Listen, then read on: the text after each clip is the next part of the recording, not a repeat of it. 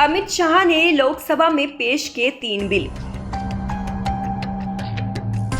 मोदी द्वारा ली गई 5 प्रतिज्ञाओं में से एक हुई पूरी।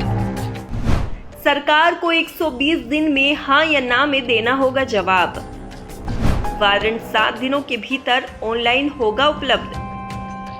केंद्रीय गृह मंत्री अमित शाह ने शुक्रवार को मानसून सत्र के आखिरी दिन संसद में ब्रिटिश काल के 3 कानूनों में संशोधन के लिए एक विधेयक पेश किया। सरकार भारतीय दंड संहिता 1860 आईपीसी, आपराधिक प्रक्रिया संहिता 1898 सीआरपीसी और भारतीय साक्ष्य अधिनियम 1872 आईईए में बदलाव करने जा रही है। संशोधन के बाद भारतीय दंड संहिता 1860 की जगह लेने वाले नए कानून को भारतीय न्याय संहिता 2023 कहा जाएगा। इसी प्रकार आपराधिक प्रक्रिया संहिता को भारतीय नागरिक सुरक्षा संहिता 2023 द्वारा प्रतिस्थापित किया जा रहा है और भारतीय साक्ष्य अधिनियम 1872 को भारतीय साक्ष्य अधिनियम 2023 द्वारा प्रतिस्थापित किया जा रहा है।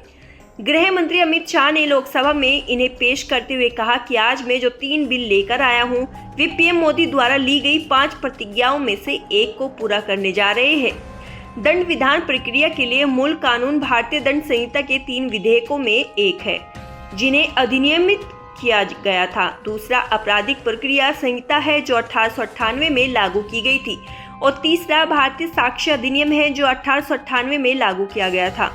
नए कानून के तहत अब पुलिस और अन्य जांच एजेंसियों द्वारा तलाशी और जब्ती के दौरान वीडियो रिकॉर्डिंग अनिवार्य होगी।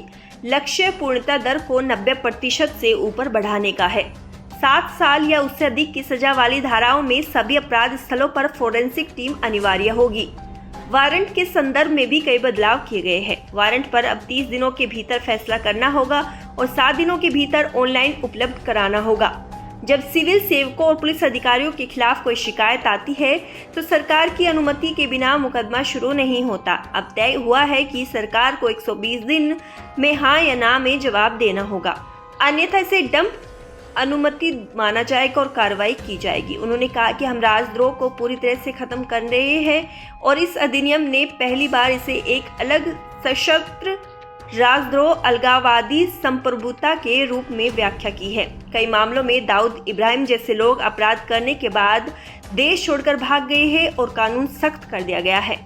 गृह मंत्री ने कहा कि सत्र अदालत के न्यायाधीशों द्वारा जिसे भी भगोड़ा घोषित किया जाएगा उसकी अनुपस्थिति में मुकदमा चलाया जाएगा और वह जहां भी होगा उसे सजा सुनाई जाएगी। यदि वह अपील करना चाहता है तो उसे न्याय की शरण लेनी होगी। नाबालिग से रेप पर मौत की सजा का प्रावधान किया जाएगा। इसके अलावा बलात्कार के मामलों में 20 साल तक की जेल हो सकती है। अमित शाह ने कहा कि हमने संगठित अपराध और आतंकवाद पर नकेल कसने के लिए भी काम किया है, लेकिन मैं 1800 के इन कानूनों को अच्छे विचार और विधि आयोग, बार काउंसिल आदि के सुझावों के लिए स्थायी समिति को भेजना चाहता हूं।